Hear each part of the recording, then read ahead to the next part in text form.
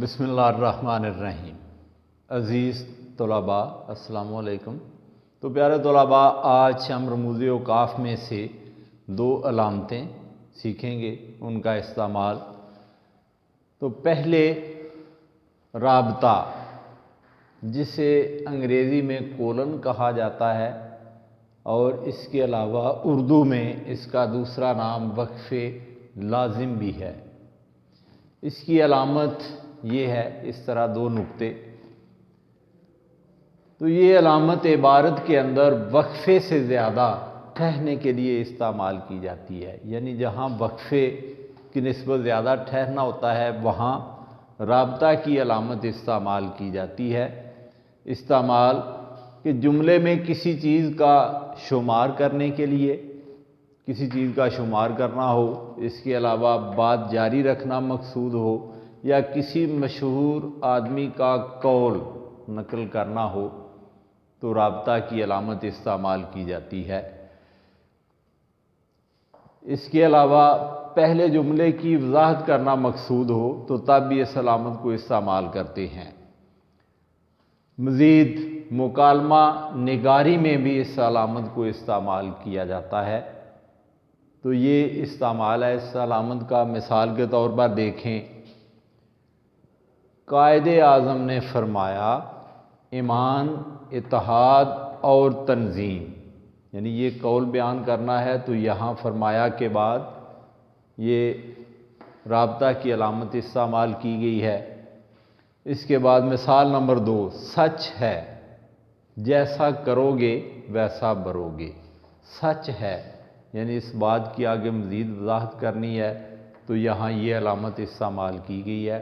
تیسرا استعمال اس کا بتایا ہے مکالمہ نگاری۔ مکالمہ نگاری میں مکالمے لکھنے کے لیے جس شخصیت کا مکالمہ ہو اس کا نام لکھا جاتا ہے اور پھر اس کے بعد یہ علامت استعمال کی جاتی ہے۔ جیسے مثال دیکھیں، اسلم، آگے اس کا مکالمہ السلام علیکم، اس کے بعد خالد، پھر علامت استعمال ہوئی ہے رابطہ کی، اور اس کے بعد اس کا مکالمہ وعلیکم السلام۔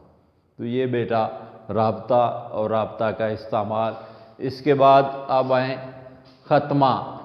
ختمہ کی علامت، جسے انگریزی میں فل سٹاپ کہا جاتا ہے، اور اس کے علاوہ اردو میں اس کا دوسرا نام وقف مطلق بھی ہے، اسے وقف مطلق بھی کہتے ہیں۔ یہ ایک چھوٹا سا خط ہوتا ہے عبارت میں۔ عبارت میں ایک چھوٹا سا خط ہے۔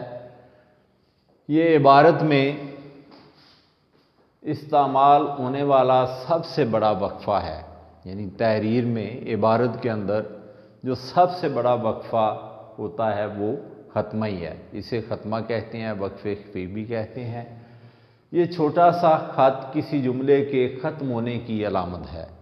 کسی جملے کے ختم ہونے کی، کہ اس پر جملہ جو ہے وہ ختم ہو جاتا ہے، جو ایک جملے کو دوسرے جملے سے الگ کرتا ہے، علیحدہ کرتا ہے ایک جملے کو دوسرے جملے میں۔ کہاں استعمال کی جاتی ہے یہ علامت؟ سادہ اور منفی جملے کے خاتمے پر اس علامت کو استعمال کیا جاتا ہے۔ سادہ جملہ ہو اور اس کے علاوہ منفی جملہ ہو تو اس کے اختتام پر اس علامت کو استعمال کرتے ہیں۔ سوالیہ جملے کے خاتمے پر اس علامت کو استعمال نہیں کیا جاتا۔ جیسے مثال کے طور پر نمبر 1، علم بہت بڑی دولت ہے۔ یہ سادہ جملہ ہے، یہاں جملہ ختم ہو رہا ہے اور اس کے خاتمے پر اس علامت کو استعمال کیا گیا ہے۔ اسی طرح مثال دوسری دیکھ لیں منفی جملے کی، میں آج اپنا کام مکمل نہیں کر سکا۔ منفی جملہ اور اس کے خاتمے پر بھی اس علامت کو استعمال کیا گیا ہے۔ اس کے علاوہ مخففات لکھنے کے لیے بھی اس علامت کو استعمال کرتے ہیں۔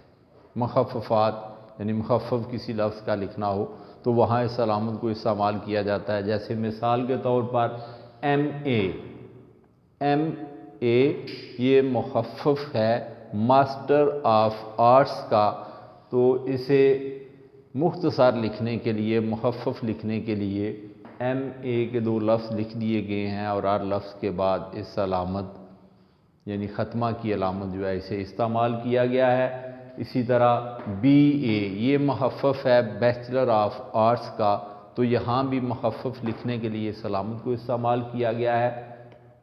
اس کے علاوہ تیسرا استعمال سرکاری اور نیم سرکاری خط و کتابت میں مراسلہ نمبر لکھتے ہوئے بھی اس علامت کو استعمال کرتے ہیں۔